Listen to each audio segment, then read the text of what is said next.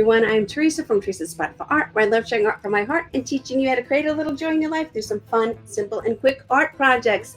I have a real fun, simple, and quick art project for you for this Halloween. So this is part of the Falloween Creative Collab on YouTube, hosted by Dawn from Shabby Meets Bling and Martina from The Secret Craft Room. So we are going to get started. I have out this big wooden pumpkin. It's about 18 inches. I've already primed it white, and I have a few stencils, but I'm not using the stencils in the usual way. I'm using them a little different for this project, and I'm going to show you how. So let me turn you guys around, and here we go. Okay, so this is one stencil. It comes from a 2-pack from a company called Essential Stencil. I love their reusable stencils. This was a Halloween collection. It's 12 by 16. It has this haunted house one, which I'm going to use part of. And then it has this one as well that says, "Welcome to our haunted house," that I'm going to use part of. Okay? The first thing I'm going to do is come in here with a Sharpie. Yes. Are you guys cringing? Is anybody cringing? Coming in here with a Sharpie. And I'm just outlining the bottom in here. I'm going around my stencil design. It does not have to be perfect. It's just going to be a guide for me for later. And you'll see what I mean when we get to later. I'm just tracing in some of these tombstones right now. Tombstones? How do you say that? That's one of those words I have trouble with. Okay. There's a little grass in here. I'm going to ignore that. And I'm just tracing in the basic shapes with the Sharpie. And I'll tell you why in a second. And I think I got everything on that stencil. Okay, so let's put this aside. That's the first stencil. Now I'm going to grab my second stencil. I love these stencils from Essential Stencil. You can use the Stencil Spot for 10% off your order if you go to essentialstencil.com and want to purchase some stencils. And now I'm taking this haunted house, but again, I only want to use partial. So let me move it over a little bit. I want the tree. I want some of the house. Maybe we'll have this other little tombstone down here, and I'm going to tape it down. And I'm going to do the same thing. I'm going to come in here, and I'm going to quickly trace in the basic outline of this stencil in here with my Sharpie.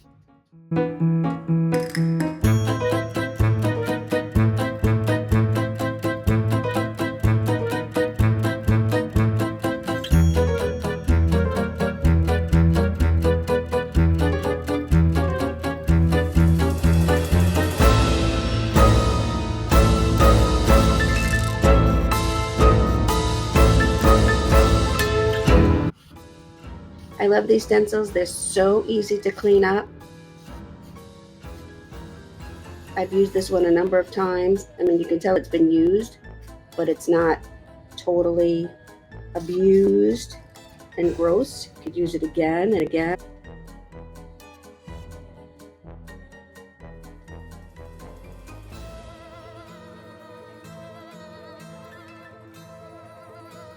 I'm going to pull this up.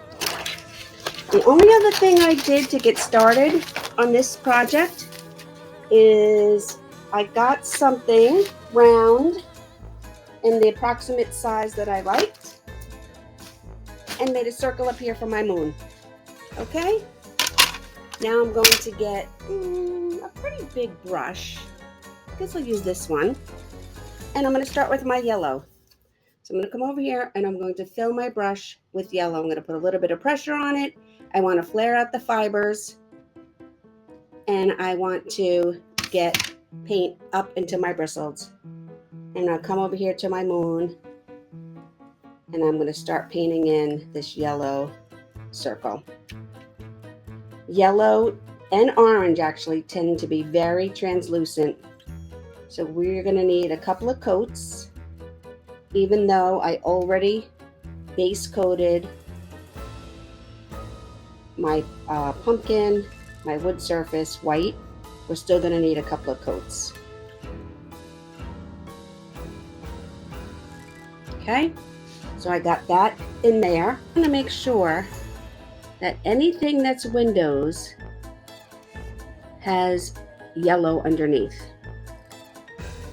There's going to be windows over here, windows over here, and windows over here. So I'm just coming in here and I'm not really randomly, but kind of randomly putting some yellow. And then I'm going to come back up here and put in another coat of yellow in this circle. This is going to be where our moon is shining bright in the sky. And now I want to come in here and I'm going to put in a big, you guys are probably like, what the heck is she doing? I'm making another big arch out here. It's following the same curve as my moon, but obviously it's not going to go around the whole thing. We're just making the band. So we want it to have the same curve. And there we go. So now I'm going to dip just the corner in some orange, and I'm going to start adding in some orange. I'm going to start with the inside of my moon, and I'm going to blend. I'm going to keep going around in a circle. And I want the inside of my moon to be really, really bright orange. I might have to come back to that once it dries. Okay? But I'm going to keep on picking up orange. And I'm going to paint in a circle around my moon and then around to the rest of my pumpkin. I'm going to make my circle bigger and bigger and bigger as I go.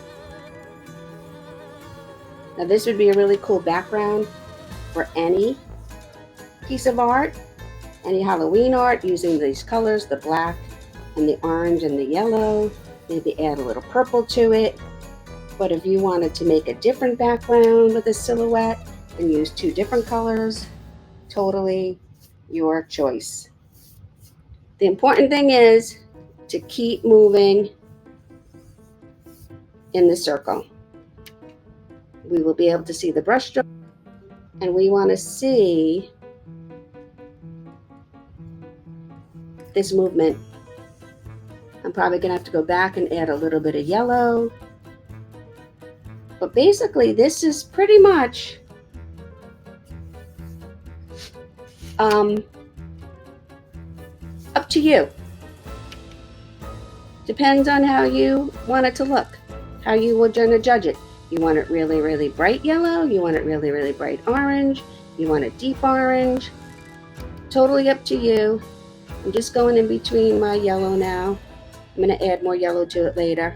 But I want to keep my brush strokes going on the curve. I'll probably have to hit it with my dryer. I'm going to pick up some more yellow, and I'll come back to my yellow band.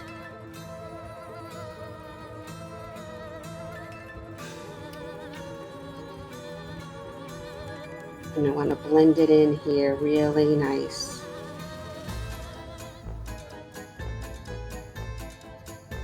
I want to add some orange to it.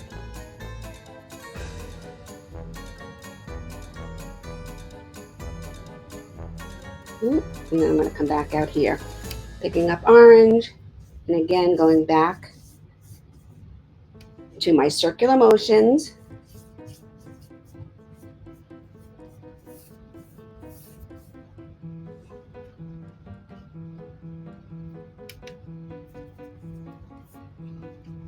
I'm all about using tools and anything that makes our creative time more pleasant and rewarding. I'm not a fine artist. I never claimed to be a fine artist. I'm a decorative painter and a crafter, and I love it. And I really like to encourage other people to have some me time, downtime, self-care time through art and creativity. So if that means using a stencil or a tracer or any other shortcuts to get started, I am all for it. Sometimes I will just use a tracer or a black and white PDF to get my shape and my size onto my design. Then I'm going to wipe off my brush, go back into my orange, and then sometimes I'll use a stencil and I'll just lightly pounce the stencil in, maybe with a light color, and then I'll hand paint it. Nothing wrong with using the tools that we have to make our experience painting more fun. You know, sometimes you only have a certain amount of time. We want to get down and we want to have some fun, right? I'm going to come back in here. I want the middle of my circle to be a lot more orange. Okay. And now I'm going to hit it with the dryer and show you what we're going to do next. I haven't washed my brush once. I just keep going back and forth between the yellow and the orange. Okay. I'm just going to get a smaller brush for a minute. I want to fix some of the yellow here that I painted over.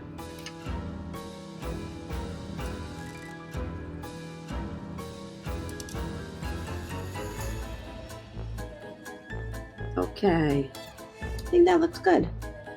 All right, so I'm going to grab my dryer and we'll finish in a second. Okay, everyone, now that my painting is dry, my yellow and my orange are all done. I'm still deciding. I think I'm going to do this in black, but we shall see. I'm going to turn you guys around. Switch my cameras. Okay, I have this witch on a broom from a different painting. Again, using what I have, making it easy, not trying to make things complicated or win any awards, just having fun and making a really cute Halloween painting. So I printed this out. I'm going to flip it up, put a piece of tape on there, flip it up, and grab either a pencil or a pen or a stylus, and I'm going to trace my witch.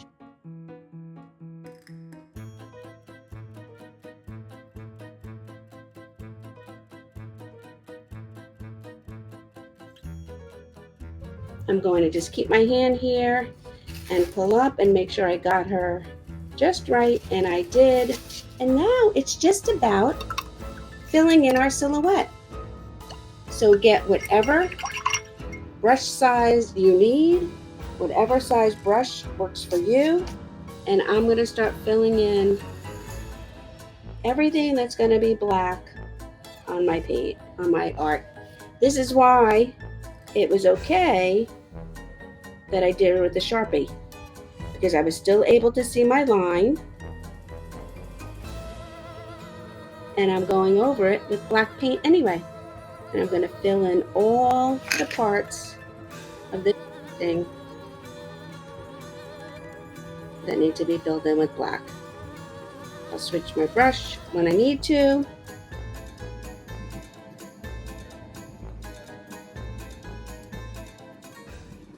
Now I'm just going to continue to grab my black and fill in my entire design and my silhouette.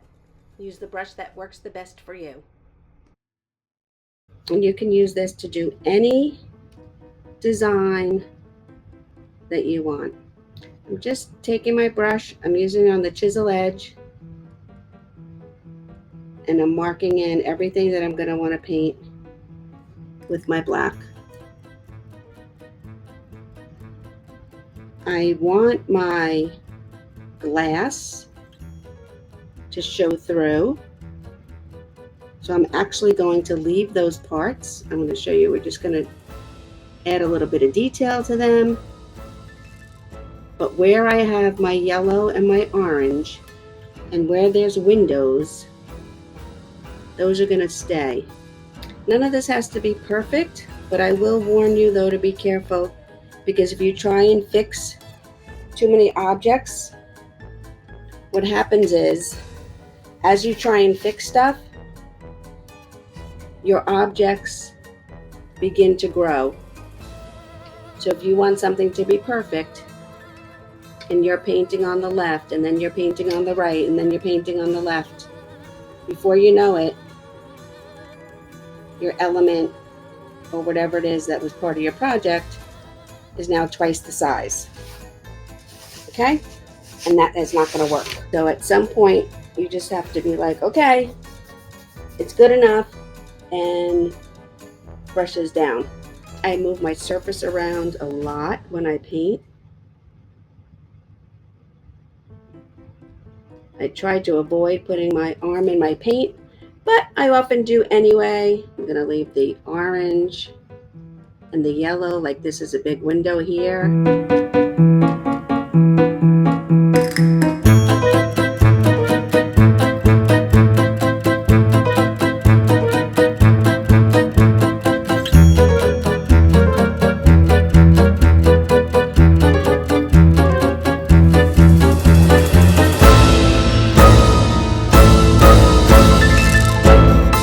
Doesn't have to be exact to how your stencil was. Nobody saw your stencil.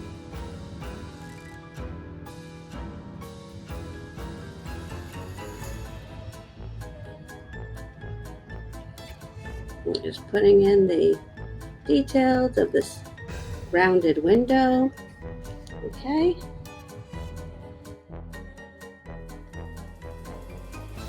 I'm going to do this.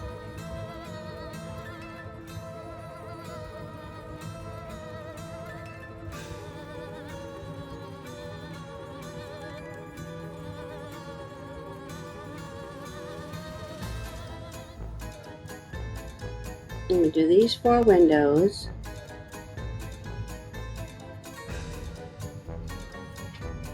And then I'm going to do a door.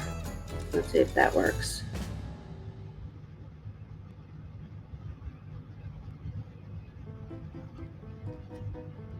Actually, my door is not going to work because my door is going to be black, not orange. So we're just going to leave the windows.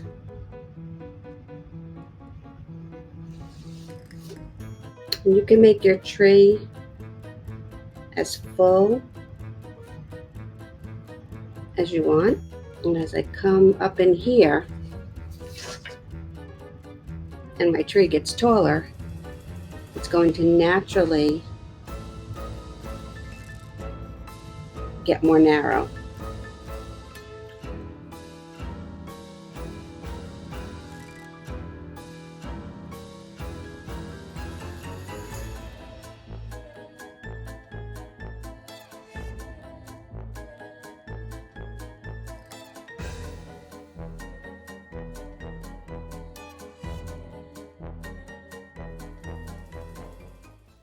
Now I'm going to start painting in the silhouette of my witch. I'm using a smaller brush here because it's a little bit more detailed.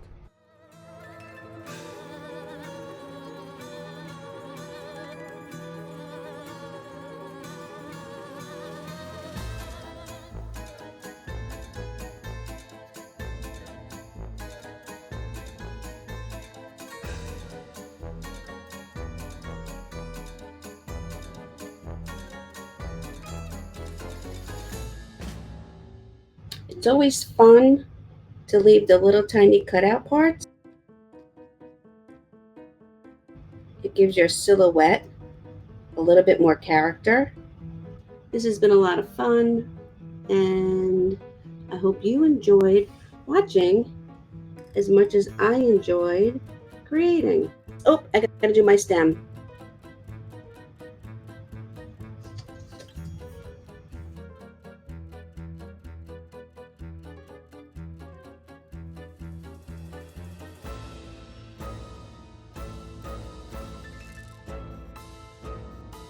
I hope you've enjoyed this Halloween collab from Dawn from Shabby Meets Bling and Martina from the Secret Craft Room. I want to thank them again for organizing this collaboration. Please go on and watch the rest of the videos in the playlist and subscribe to those channels, as well as hit the red subscribe button on my channel, and you'll be notified whenever I upload a new video. Okay, and then last but not least,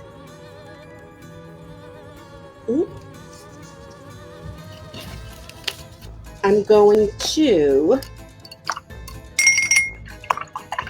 put out a little bit more black paint.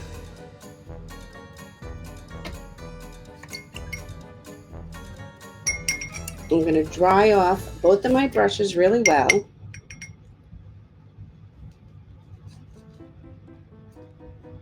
I'm going to pick some black paint up on my smaller brush.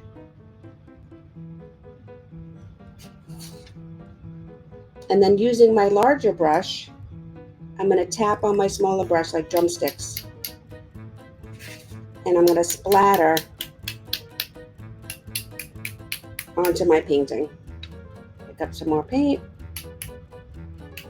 I use the practice mat to begin with, so I get the big blobs off. And this way I don't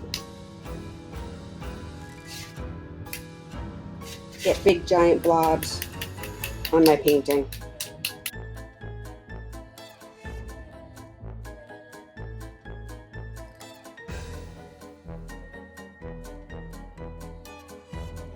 There we go. So how cool is that? You can add some glitter if you want. You can put a big bow on there. Whatever you want to do. Thanks for joining this collab, and I will see you next time.